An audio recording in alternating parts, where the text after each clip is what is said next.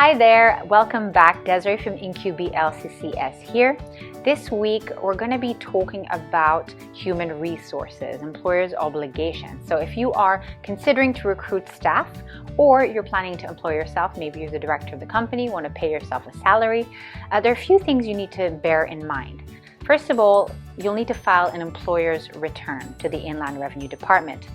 Firstly, to report commencement of employment.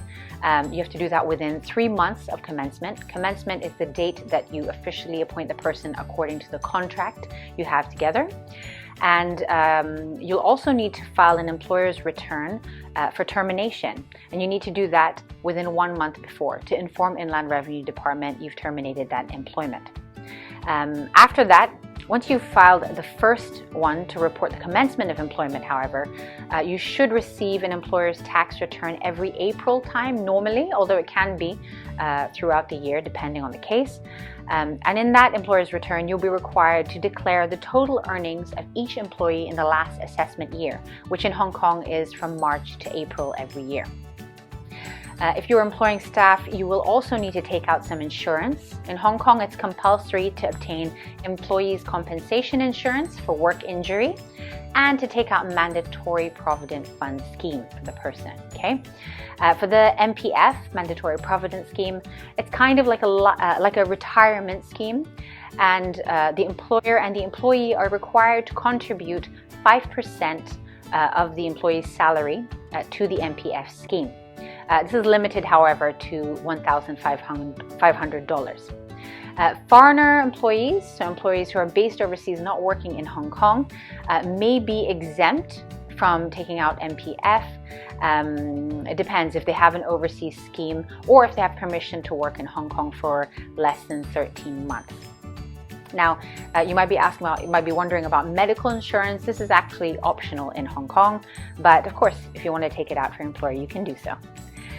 Another consideration is the employment visa. So if you're going to be having a foreigner working physically in Hong Kong, that person must have a proper working visa, an employment visa.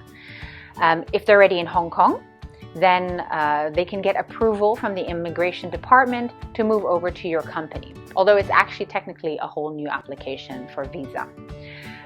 The employer so you as the employer, as the company, when you're helping to make the application, sponsoring the employee in Hong Kong, will need to provide to the immigration department with your application a business plan where you want to show that you're going to be contributing to the Hong Kong economy. So are you considering to rent an office in Hong Kong, showing that you're going to be employing local staff and creating local job opportunities, because generally speaking they will consider to grant visas to those for people filling in roles that cannot be filled in by a local. Okay, so bear that in mind. Okay, so if you have any further queries about visa, about human resources, do let us know, and don't forget to like, share, and subscribe. On that note also this is the last in our installment of this series, current series.